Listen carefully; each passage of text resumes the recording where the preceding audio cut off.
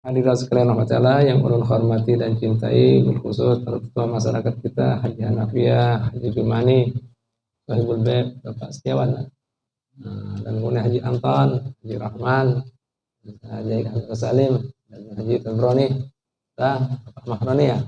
Hadirin hadirat sekalian rahmati Allah Subhanahu wa taala. Assalamualaikum warahmatullahi wabarakatuh. Kita lanjutkan pengajian kita. Alhamdulillah sudah tuntung kita bahas masalah ihsan. Nah, wayah ini ada pesan Nabi kita Muhammad SAW yang selanjutnya, yaitu beliau bersabda seperti ini. Ittaqillah haitsu ma kunta. Fadbi sayyatal hasanatan huha wa khaliqin nasa bi khuluqin hasanin. Jadi Nabi Muhammad SAW mengingatkan dalam hadis ini, bertakwalah kalian. Artinya bertakwa apa, hadirin? Yaitu takutlah kalian Allah Ta'ala. Kenapa takut? Artinya yaitu jangan sampai kita lalai bahwasanya kita ini seorang hamba Allah Ta'ala, dihidupkan Allah Ta'ala, ya, hidup di bumi Allah Ta'ala, memakan, mengambil manfaat, nikmat daripada Allah Ta'ala. Hamba itu sudah diberi hidayah, ya, akan iman dan Islam. Patutnya kau gawe yang namanya taat, hindari yang namanya maksiat. Karena itu hati-hati jika kamu kada menggawai itu semuanya di mana saja kalian berada. Artinya takwa itu bukan kemudian pas di keramaian, beribadah upar beribadah. Allah, tiba itu juga yang kedua. Nah, meninggalkan larangannya karena kalau masih belum ada kesempatan, masih di keramaian, kada digawainya. Mungkin kada ada orang-orang digawe, jangan. Itu artinya di mana saja berada, kapanpun, dimanapun. Mati lagi. Tes 1, tes 1 2. Nah, artinya Nabi Muhammad tahu ada sebagian umat sidin kada seperti itu takwanya. Di masjid takwa, di langgar takwa, yasinan takwa, di luar ayo pulang, jangan. Nah, yang kayak itu tidak bagus itu. Nah, ada tepat seperti itu. Nah, ya, makanya hadirin sekalian rahmatullah ta'ala, minimal takwa itu ya disebutkan di sini ya, alla yaraka haisunahaka. Jangan sampai Allah Ta'ala melihat ikam dari apa-apa yang Allah Ta'ala larang. Nah, akan ikam, kesan ikam. Yang kedua, wala yafqadaka. Jangan sampai Allah Ta'ala tidak mendapati ikam apa yang diperintahkan. Nah, itu minimal. Lantas apa puncaknya orang takwa? Nah, puncaknya orang takwa juga menjaga yang ada di dalam dada kita. Begitu pula otak kita. Jangan sampai ada sesuatu yang kada disukai. Nah, jadi bujur-bujur semuanya itu mencari ridhonya. Jelaslah kira-kira. Kenapa Bu, Pak? Nah, ngaranya pelanggaran maksiat itu bisa dalam batin. Nah, contohnya misalnya orang ya di dalam batinnya itu ada perasaan iri hati, maksiat. Nah, maksiat hati. Di dalam dirinya ada kemudian sombong. Di dalam dirinya, di hatinya tadi ada meremehkan. Semuanya hakikatnya adalah maksiat. Maksiat. Di dalam dirinya ada keraguan akan keberadaan Allah. Nah, di dalam dirinya pikirannya ada kemudian keraguan akan hari pembalasan. Banyak kan orang-orang saya. La ilaha illallah. Nah, itu sempurnanya. Allah, jelaslah. Nah, ini. Makanya pengen kan pernah mendengar kan, puasa itu ada puasa khusus, ada puasa awam, ada khususul khusus, kan ingat? Masih ingat ya pelajarannya? Nah, puasa awam itu orang yang tidak mengerti, dianggap puasa cuma sekedar meninggalkan makanan minuman, ada hubungan badan. Ini yang dikatakan baginda, banyak orang puasa tapi memberi maras tidak dapat apa-apa dari puasanya kecuali lapar dan dahaga, kan gitu, ya kan? Nah, ini kada paham maksud tujuan puasa yang artinya puasa itu al-imsak. Apa imsak itu? Menahan diri daripada keinginan nafsu. Nah, nafsu banyak. Ada nafsu mata, nafsu telinga, nafsu lisan. Nah, ini sehingga semuanya masih dilapas, ada puasa anggota tubuhnya. Nah, ini sia-sia. Nah, itu. Yang kedua, ya paham yang kedua ini. Saumul khusus. Nah, artinya apa? Puasa selain meninggalkan apa yang membatalkan puasa. Dan kedua apa lagi? Seluruh anggota tubuhnya ditahan daripada keinginan syahwat. Matanya, lisannya, telinganya, daripada yang haram ditahan. Yang lebih istimewa lagi apa lagi? Nah, yang ketiga khusus. Khusus kan sudah ada pada umumnya. Ini khusus, lebih khusus lagi, artinya lebih sedikit lagi. Gimana? Nah, karena tahu juga dalam batin ada nafsu. Jadi yang ketiga ini, kelompok ketiga ini best of the best, top of the top, itu juga jangan sampai di pikiran maupun di hati ada maksiatnya. Seperti tadi dikatakan, ragu lawan Allah, ragu akan hari kemudian, ada sombong, ada riya, dan seterusnya. Enggak Bu, Pak. Jadi kembali lagi. Nah, takwa itu minimal ini. Jangan sampai Allah Ta'ala mendapatimu apa yang dilarang. Sedangkan yang kedua, ya jangan sampai Allah Ta'ala tidak mendapatimu apa yang diperintahkan. Jangan. Itu minimal. Allah minimalnya seperti itu. Nah. Ya, Bu, Pak, dimanapun, kapanpun, ya. Nah, jangan kemudian bahasa kita takwanya itu karena kemudian ada orang ingin kemudian dapat pengakuan, pujian, ibadah. Begitu pula ada orang yang hakikatnya ada kemauan, niat untuk berbuat maksiat, tapi ada orang ada digawai. Mohon ada kesempatan digawai, jangan. Nah, makanya hadirat sekalian ta'ala. Ternyata ini ngambil dari Islam. Kan Bang Nafi mengatakan ini, kejahatan itu ada dua sebabnya. Ada yang memang dimaksudkan, ya, diniatkan, ditujukan, dan nawa itu. Ada godang kedua karena apa? Nah, adanya kesempatan. Waspadalah. Nah, ini. Artinya apa? Nah, itu tadi, orang bisa berubah seketika. Nah, ini juga artinya jangan seperti itu. Pak.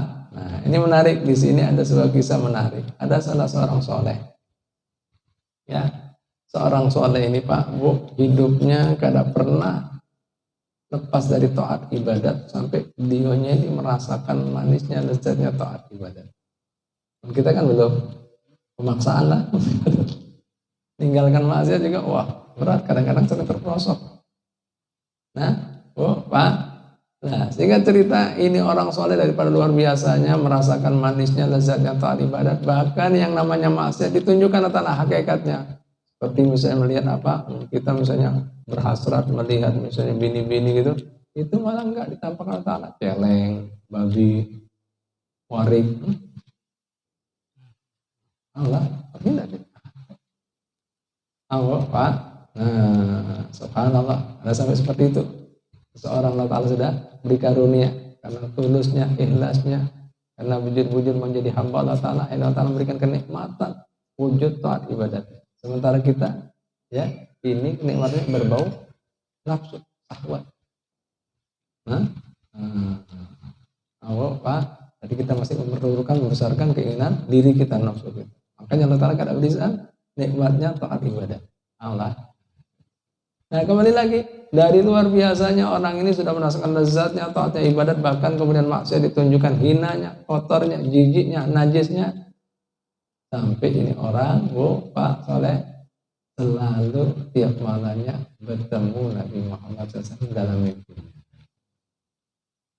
Singkat cerita, suatu ketika Sidin berjalan di suatu pasar.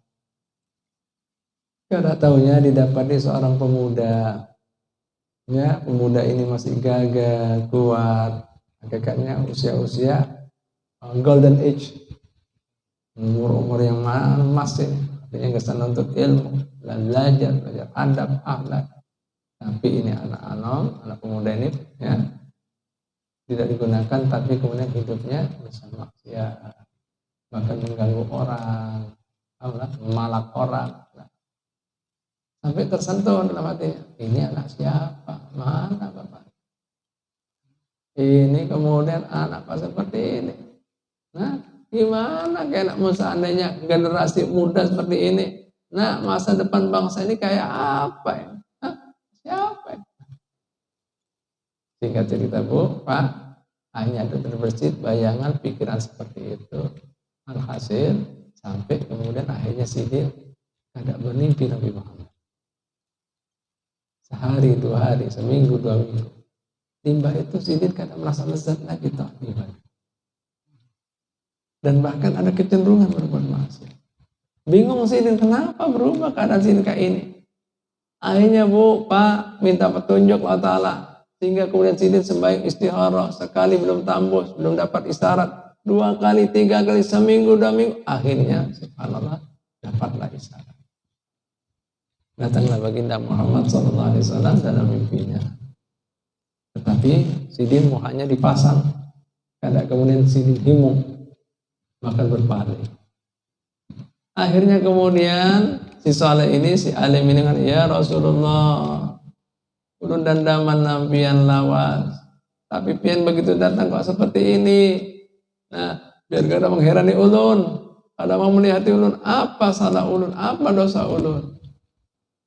Jadi baginda Nabi Muhammad SAW, ingat, pastinya ikam ada suatu kesalahan dan dosa. Makanya kemudian aku malas, enggan, pada kurun datang. Nah, dalam kemudian malam-malam. Apa salah ulun Rasulullah? Tolong pian sebutkan. Ingat suatu ketika ikam ketika di pasar. Apa Rasulullah? Dia kadang ngerasa berbuat apa? Nah, apa ikam dapati ketika menemui seorang pemuda? Ingat ya. Ya Rasulullah, itu masih ada dalam baik pikiran ulun, dalam perasaan ulun. Ulun kada ucapkan. Bukankah di dalam hadis pian 3 perkara kada dianggap dosa buat amwatku? Sesuatu yang masih ada di dalam perasaan hati atau pikiran sebelum dibuat, sebelum dilakukan, sebelum dikatakan. Yang kedua, sesuatu karena kada tahu hukumnya. Nah, yang ketiga, karena sesuatu yang dipaksa. Kan sudah kata apa jadi Nabi? Itu lain kesan ikam, itu orang awam. Mau ikam masa mau disamakan kayak itu? Nah, lihat Bapak, artinya takwa itu ada tingkat. Nah, jadi makanya minimal jangan sampai Allah Ta'ala melihat kita apa yang dilarang kita gak boleh. Itu minimal. Dan jangan sampai Allah tidak mendapati kita apa yang diperintah. Puncanya hati ini kadang ada mencari keridhaan kecuali ridhonya, bukan ridhonya nafsu. Bisa dipahami lah kira-kira. Kira-kira kadang-kadang yang pertama yang minimal kada punya gitu. Apalagi ini minimal. Makanya Nabi Muhammad SAW tahu dimanapun, kapanpun, kenapa kita diminta seperti itu? Fa innallaha ta'ala mutalli'un alaika. Allah Ta'ala itu maha mengawasi. Yang tahu lah, sering kita rancak membaca ayat kursi. Apa artinya? La ta'huduhu sinatu wala naum. Apa Roman artinya? Apa artinya? Apa maksudnya? Allah Ta'ala nggak kenal ngantuk maupun guring. Apa maksudnya? Arti Haji Setiawan, apa maksudnya? Allah Ta'ala tidak kenal ngantuk dan guring. Apa maksudnya? Artinya Pak, Bu, dalam pengawasan hambanya, kita ini Allah Ta'ala kadang pernah kenal ngantuk, apalagi guring. Artinya selalu standby, siaga. Masa kita kata datang urusan. Paham Nabi ya? Itu artinya. Bahkan kemudian apalagi dalam batin Allah Ta'ala tahu. Walaqad khalaqnal insana, sesungguhnya kami yang menciptakan manusia, wa na'lamu ma tuwaswisu bihi nafsu, kami tahu bisik-bisik dalam dadanya.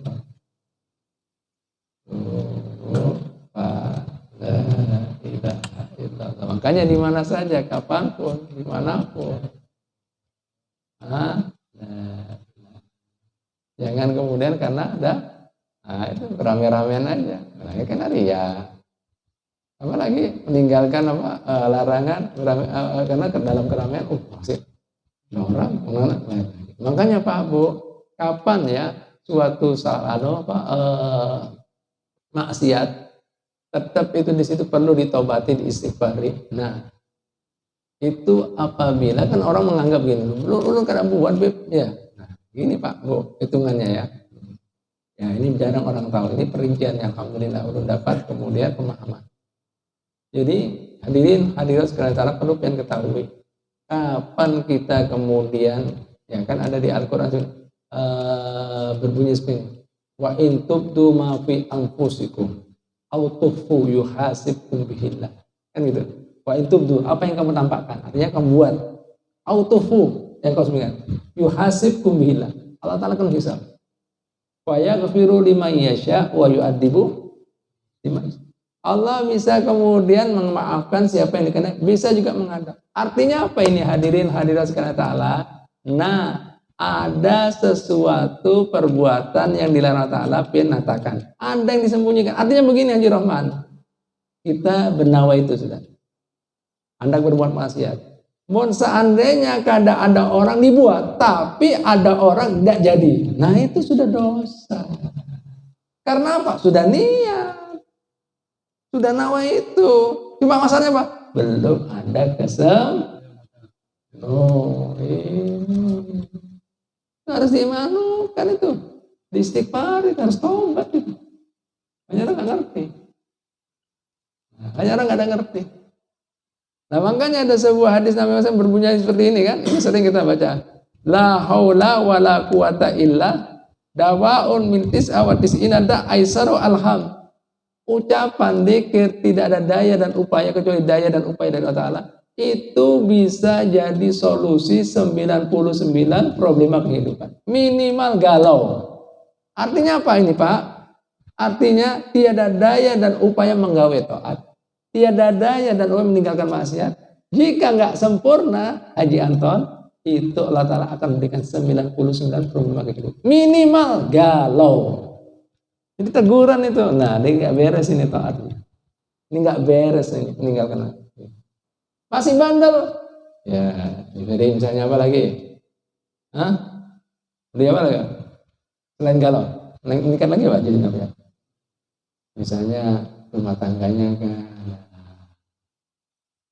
Nah, anaknya jadi wani, bininya kan. Masih bandel. Mungkin ekonominya. Masih bandel, kesehatannya. Nah, teguran 99. Paham kira-kira? Bisa dipahami tak? Nah, itu. Bisa jadi ada maksiat-maksiat belum diistighfari. Atau nggak sempurna subuh jam 8 tiap hari gimana? Duha itu. Nah, Allah, la ilaha illallah. Nah ini coba ya, nah di mana saja berada, kapanpun. Nah, itu makunta. Nah, Nabi tahu kita nggak sempurna menggawe taat, meninggalkan maksiat. Apa jadiin? Wadbi isayyatal hasanatan fuha. Ayo iringi karena kamu nggak sempurna berbuat taat, tinggalkan maksiat, iringi dengan amal kebajikan untuk menghapuskannya. Nah, memberikan contoh ilustrasi Pak Haji Rahman. Nah, misalnya ada orang berbuat salah lawan Haji Rahman. Ya, timba itu ya dia tidak menunjukkan kemudian minta maaf. Ya, tidak kemudian minta halal, minta ridho. Kira-kira masih tetap apa enggak jengkelnya Haji Rahman? Tetap apa enggak? Hah? Bisa kemudian akurat. Nah, ini Nabi ngajari kita. Nah, gawe kebaikan untuk menambahnya. Nah, itu ada etikatnya. Contohnya lah, memberikan contoh nih yang real supaya apa? Bisa ditangkap dengan otak kita. Misalnya Haji Rahman ada seseorang anggap aja B. Ya, Gumbili katanya. Gumbili buat salah. Pernah memfitnah Haji Rahman. Bahkan pernah menganiaya anaknya Haji Rahman. Timba itu ya dia tanpa ya ngerasa itu berbuat salah. Tapi kemudian ada yang satunya lagi ya berbuat salah lawan Haji Rahman, anggap aja si A, anggap aja Habib.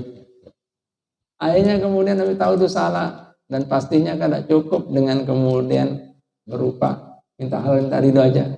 Artinya ada perbuatan yang benar-benar bisa meluluhkan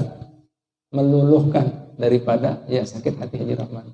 Pas Haji Rahman misalnya, nah acara ini misalnya ada tasmiyah atau anaknya nikah, langsung kita ampun maaf Haji Rahman, halal minta ridho. Nah ulun ini cuma ada sedikit hadiah nak rezeki untuk masalah kambingnya, ulun bantu baikum. Nah pian terong gimana? Ada kah terong? Nah, oh nah, ya sudah terong dari mana? Ada kepulan apa lagi? Banyu bang? Bang. Ya sudah aku dari mana? Kira-kira nurut apa enggak? Kalau ini kan ada bungul-bungulan si Gumbili tadi. Nah, bisa nurut. Nah, awas sih. Ikam musuh aku dunia akhirat. Nah kan gitu jadinya. Nah, yang aku tuntut dia di hari kiamat. Kan gitu. Jelas lah. Diajarilah Nabi. Jangan bungul-bungulan. Ada sempurna gitu. Gawe kebaikan, ketaatan untuk menghapuskan ketidaksempurnaan kita dalam berbuat taat maupun tinggalkan maksiat. Bisa dipahami lah kira-kira? Bisa tak? Nah itu nah bagusnya Nabi Muhammad ngajari kita kayak itu. La ilaha illallah Muhammadur Rasulullah sallallahu alaihi wasallam. Ya, selanjutnya apa?